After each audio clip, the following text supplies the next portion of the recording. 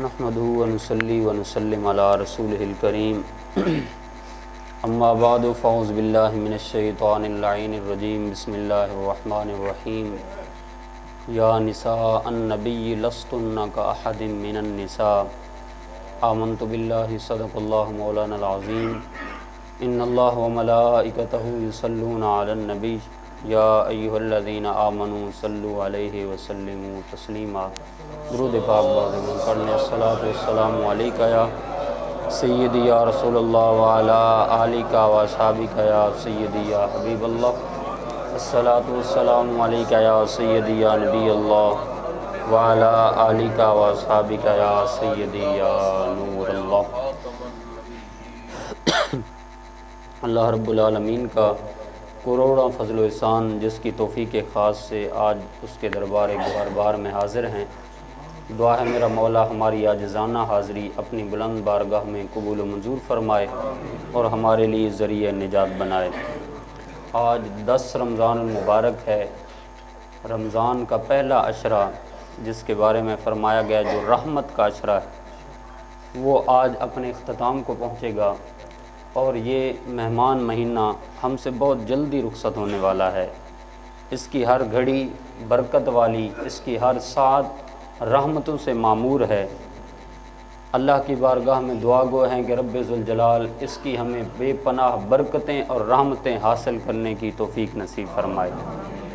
آج 10 رمضان المبارک ہے۔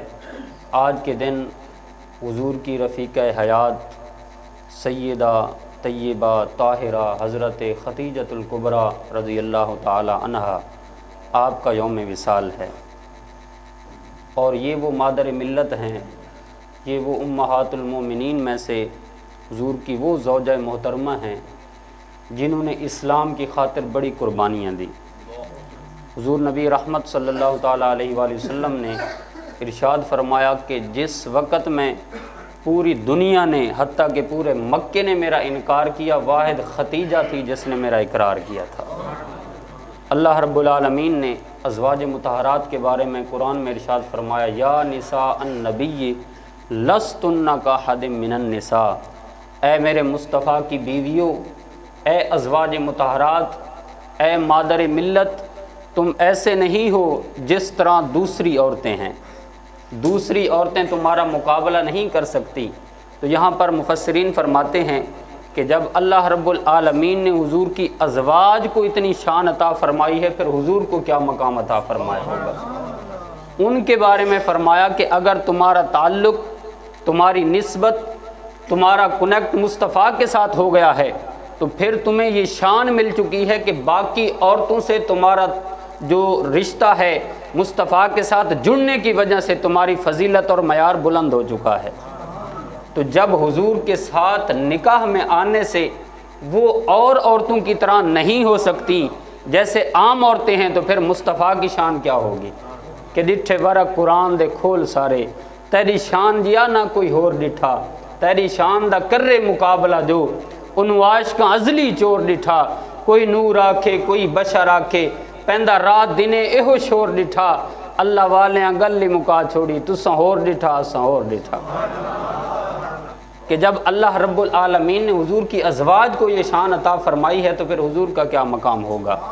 تو ازواج مطہرات میں سے ہر ایک کی شان وراء الورا ہے، لیکن جو شان رب ذوالجلال نے حضرت خدیجۃ الکبریٰ کو عطا فرمائی ہے وہ ازواج مطہرات میں سے بھی اور ہمیں نظر نہیں آتی جس کو اللہ نے یہ شان عطا فرمائی ہو۔ آپ نے 25 سال حضور علیہ الصلوۃ والسلام کی معیت اور سنگت میں گزارے۔ جب حضور کی عمر مبارک 25 سال تھی اس وقت آپ کی عمر مبارک 40 سال تھی جب نکاح ہوا تھا۔ یہ 15 سال اعلان نبوت سے پہلے اور 10 سال اعلان نبوت کے بعد، یعنی جب حضور کی عمر مبارک 50 سال ہوئی، 10 نبوی تھی، حضرت خدیجۃ الکبریٰ کا وصال ہوا تھا۔ تو یہ 25 سال معیت مصطفیٰ سنگت مصطفیٰ میں گزارے، اور تاریخ بتاتی ہے، سیرت کی کتابوں میں لکھا ہے کہ ان 25 سالوں میں حضور نے حضرت خدیجہ کی موجودگی میں دوسرا نکاح نہیں کیا تھا۔ جیسے حضرت خدیجہ کا وصال ہوتا ہے اس کے بعد حضور بعد میں دوسری شادی فرماتے ہیں۔ جب پوچھا گیا کہ یا رسول اللہ آپ نے اس وقت کیوں نہیں نکاح فرمایا تھا، آپ نے فرمایا کہ مجھے اس بات کا احساس تھا اگر میں دوسرا نکاح کروں گا تو حضرت خدیجہ کے دل پر گراں گزرے گا۔ حضرت خدیجہ کبریٰ رضی اللہ تعالی عنہا آپ مکے کی سب سے بڑی بزنس مین تھی، بہت بڑی تاجرہ تھی۔ آپ لوگوں کو بھیجا کرتی تھی شام اور یہ لبنان کے علاقوں کے اندر۔ تو شام کی طرف آپ نے ایک دفعہ قافلہ بھیجنا چاہا تو کسی نے بتایا کہ مکے کے اندر ایک بندہ ہے جس کا نام محمد ہے صلی اللہ علیہ وآلہ وسلم، اور وہ بڑا ہی ماہر تاجر ہے اور بڑا ایماندار ہے۔ حضرت خدیجہ نے اپنے غلام میسرہ کو بھیجا کہ جاؤ ان کو بلا کر لاؤ۔ حضور تشریف لائے۔ حضرت خدیجہ کبریٰ نے عرض کی کہ اگر آپ میرا مال فروخت کریں گے جا کر کے تو باقیوں کو میں جتنا نفع دیتی ہوں آپ کو دگنا دوں گی۔ حضور نے فرمایا ٹھیک ہے، میں اپنے چچا حضرت ابو طالب سے مشورہ کر کے آتا ہوں۔ مشورہ کرنے کے بعد جب آپ قافلے کے ساتھ روانہ ہوئے، شام میں پہنچے تو میسرہ ساتھ تھا۔ شام کے ایک بازار کے اندر آپ سامان رکھ کر کے بیچ رہے تھے تو ایک یہودی وہاں پہ آتا ہے اور وہ کہتا ہے کہ میں سامان لینا چاہوں گا لیکن آپ جو قیمت بتائیں گے ساتھ لات و عزیٰ کی قسم اٹھا کر سامان مجھے دیں گے۔ حضور نے فرمایا واللہ میں لات و عزیٰ کو سجدہ نہیں کرتا تو اس کی قسم کیسے اٹھاؤں گا۔ تو میسرہ بڑا حیران ہوا۔ پھر جہاں سے گزرتے تھے میسرہ دیکھتا تھا ہر پتھر بھی آپ کو سلام پیش کرتا تھا، ہر درخت بھی سلام پیش کرتا تھا، بادل بھی آپ کے اوپر سایہ کیا کرتا تھا۔ میسرہ یہ سارے مناظر سیو کرتا گیا۔ حضور صلی اللہ علیہ وسلم کی معیت میں تھا۔ جب قافلہ واپس جاتا ہے تو حضرت خدیجہ کو سارے یہ واقعات بتاتا ہے۔ حضرت خدیجہ اس وقت یہ سارے واقعات سن کر کے اور حیران ہوتی ہیں، اور بہت سا نفع جو ملتا ہے اس تجارتی قافلے سے آپ دگنا چگنا حضور کی بارگاہ میں پیش کرتی ہیں اور کہتی ہیں آپ نے مجھے بڑا نفع دیا ہے، یہ قبول فرمائیں۔ پھر اپنی سہیلی یا خادمہ کے ذریعے آپ پیغام نکاح بھیجتی ہیں۔ اس طرح حضور علیہ الصلوۃ والسلام کی ازدواجی زندگی میں آپ انٹر ہوتی ہیں، داخل ہوتی ہیں۔ پھر حضور علیہ الصلوۃ والسلام پر جب 40 سال کے اندر وحی کا نزول ہوتا ہے، حضور جب واپس گھر تشریف لاتے ہیں تو حضور علیہ الصلوۃ والسلام نے فرمایا زملونی زملونی، اے بردونی بردونی، اے خدیجہ مجھے سردی لگ رہی ہے، مجھے چادر میں اوڑھاؤ۔ حضرت خدیجہ نے جب سارے حالات و واقعات پوچھے تو کہا میں غار حرا کے اندر وہاں عبادت کر رہا تھا تو وہاں ایک اس قسم کا اس شکل کا وہاں کوئی فرشتہ آیا جس نے مجھے یہ کہا۔ تو حضرت خدیجہ نے کہا کہ آپ پریشان کیوں ہو رہے ہیں؟ آپ کو پریشان نہیں ہونا چاہیے، آپ بیواؤں کا آسرا ہیں، یتیموں کا سہارا ہیں۔ حضرت خدیجہ نے یہ جملہ کہا، حضور کے دل کو سکون آ گیا۔ پھر اپنے چچا کے پاس لے کر جاتی ہے، ایک طویل واقعہ ہے۔ پھر میدان، ہر تبلیغ کے ہر میدان کے اندر جہاں بھی حضور کو مشکل پیش آتی ہے، حضور کے ساتھ دو شخصیات کھڑی نظر آتی ہیں، ایک حضرت خدیجۃ الکبریٰ ہیں، دوسرے حضرت ابو طالب ہیں، جو ہر میدان کے اندر حضور علیہ الصلوۃ والسلام کی پشت پناہی کرتے ہیں اور کہتے ہیں کہ آپ کو پریشان نہیں ہونا۔ اگر دل کے معاملات ہیں، دل کی پریشانی ہے تو حضرت خدیجۃ الکبریٰ اس کا مداوع کرتی ہیں۔ اگر باہر کے ماحول کے اندر حضور کو کوئی تکلیف پہنچاتا ہے تو حضرت ابو طالب کھل کر کے میدان میں آتے ہیں اور حضور کا دفاع کرتے ہیں۔ جب حضرت خدیجۃ الکبریٰ کا وقت وصال قریب تھا، آپ نے اپنی پیاری بیٹی حضرت فاطمۃ الزہرا سلام اللہ علیہا، اور ایک بات اور بھی یاد رکھیں کہ حضور کی زیادہ اولاد یعنی 2 بیٹے اور 4 بیٹیاں یہ حضرت خدیجۃ الکبریٰ سے ہیں، اور ایک بیٹے حضرت ابراہیم جو ہیں وہ حضرت ماریہ قبطیہ کے بطن اقدس سے ہیں۔ باقی نہیں ساری اولادیں حضور کی حضرت خدیجۃ الکبریٰ کے بطن اقدس سے ہیں۔ حضرت فاطمۃ الزہرا چھوٹی چھوٹی بیٹی تھیں۔ جب وقت وصال قریب تھا نا، حضرت خدیجہ نے کہا کہ جاؤ اپنے والد سے جا کر کہو کہ اپنی چادر عطا فرما دیں۔ کہا ٹھیک ہے میں جاتی ہوں۔ حضرت فاطمۃ الزہرا حضور کی بارگاہ میں حاضر ہوئی، عرض کی امی جان چادر مانگ رہی ہیں۔ حضور نے فرمایا جاؤ ان سے جا کر پوچھو چادر کا کیا کرنا ہے۔ ابھی حضرت فاطمۃ الزہرا واپس آنے لگی تھی، حضور چل کر کے خود تشریف لائے۔ حضور نے فرمایا اے خدیجہ چادر کو کیا کرنا ہے؟ اب دیکھیے میاں بیوی کا پیار، حضور علیہ الصلوۃ والسلام کس طرح امت مسلمہ کو تبلیغ کر رہے ہیں۔ یہ وہ دور تھا جب بیوی کو پاؤں کی جوتی شمار کیا جاتا تھا، لیکن حضور نے کس طرح معاشرے کی ڈگر کو بدلا اور کس طرح انقلاب برپا کیا۔ حضور خود تشریف لائے۔ حضور نے فرمایا اے خدیجہ چادر کا کیا کرنا ہے؟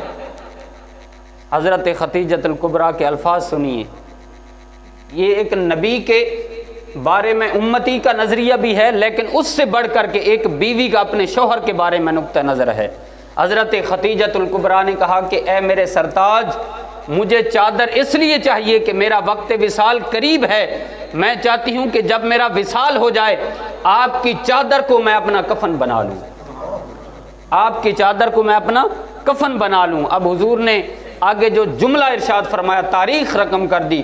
حضور نے فرمایا اے خدیجہ، لو اردت جلدی لآتیتو کے، تو نے تو میری چادر مانگی ہے، اگر تو میرے جسم کی جلد بھی مانگے تو میں اتار کر دینے کے لیے تیار ہوں.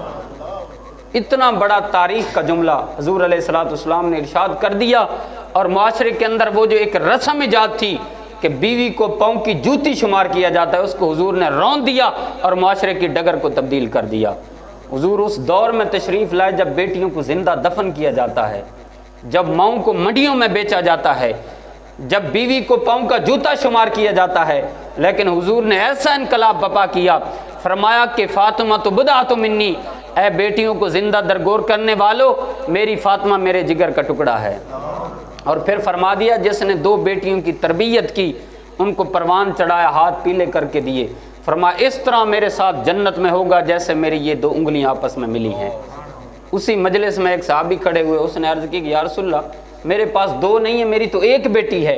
حضور نے فرمایا میرے غلام، اگر تو 1 بیٹی کی تربیت کرے گا تجھے بھی اسی طرح سنگت مصطفیٰ نصیب ہوگی. اب اس کے ذرا بیک گراؤنڈ میں، پس منظر میں جا کر سوچیں کہ وہ معاشرہ جس میں بیٹی کو باعث ننگوار سمجھا جاتا تھا، باعث ذلت سمجھا جاتا تھا، اس معاشرے کو حضور نے ایسا تبدیل کیا کہ جس کی 1 بیٹی ہے وہ بھی سوچ رہا ہے کاش میرے پاس بھی 2 بیٹیاں ہوتی. بیٹی کو یہ مقام عطا کر دیا کہ آج بوڑھا باپ فیکٹری میں اوور ٹائم لگاتا ہے، کمر دوری ہو چکی ہے، لیکن اوور ٹائم کس لیے لگاتا ہے؟ کہ بیٹی کے ہاتھ پیلے کرنے ہیں. یہ انقلاب کس نے تبدیل کیا؟ یہ مصطفیٰ کی آمد نے تبدیل کیا. ماؤں کو منڈیوں میں بیچا جاتا تھا، حضور نے ارشاد فرمایا الجنت تحت الاقدام امہات، اے لوگو اگر جنت کو تلاش کرنا ہے تو جنت کو کھینچ کر میں نے ماں کے قدموں کے نیچے رکھ دیا ہے. جس معاشرے میں بیٹی کو پاؤں کا جوتا شمار کیا جاتا تھا، حضور نے یہ جملہ ارشاد کر کے، بیوی کو پاؤں کا جوتا شمار کیا جاتا تھا، حضور نے یہ جملہ ارشاد کر کے بیوی کو عزت کا مقام عطا فرما دیا. حضور علیہ الصلوۃ والسلام کی آمد کے ساتھ سارے وہ معاشرے جو پسے ہوئے شمار ہوتے تھے، حضور علیہ الصلوۃ والسلام نے سب کو مقام اور مرتبہ عطا کر دیا. حضرت خدیجۃ الکبریٰ امہات المومنین میں سے وہ زوجہ محترمہ ہیں جنہیں حضور علیہ الصلوۃ والسلام نے وہ مقام عطا فرمایا کہ وصال مبارک کے بعد بھی حضور ان کی سہیلیوں کو گوشت بھیجا کرتے تھے، تحفے اور تحائف بھیجا کرتے تھے. ام المومنین حضرت عائشہ صدیقہ رضی اللہ تعالیٰ عنہا، آپ نے عرض کی کہ یا رسول اللہ جب آپ کو اللہ نے اتنی خوبصورت بیویاں عطا کی ہیں اور ساری جوان بیویاں عطا کی ہیں، تو آپ آج بھی اس بوڑھی عورت کو یاد کر کے اس کی سہیلیوں کو یہ گوشت بھیجتے ہیں؟ ام المومنین فرماتی ہیں حضور کا چہرہ لال ہو جاتا ہے غصے سے، اور حضور فرماتے ہیں اے عائشہ مجھے خدیجہ کے بارے میں تکلیف نہ دو، اس لیے کہ جب پورے مکے نے میرا انکار کیا تھا وہ اکیلی تھی جس نے میرا اقرار کیا تھا. دعا گو ہیں کہ رب ذوالجلال آپ کے درجات کو مزید بلندیاں نصیب فرمائے، اور ام المومنین کا صدقہ اور وسیلہ رب ذوالجلال ہم سب کے صغیرہ کبیرہ گناہوں کو معاف فرمائے، اور آپ کے کردار اور آپ کی سیرت کے مطابق ہمیں اپنی ماؤں بہنوں اور بیٹیوں تک یہ تبلیغ پہنچانے کی توفیق نصیب فرمائے. آمین. اللہم صلی علی سیدنا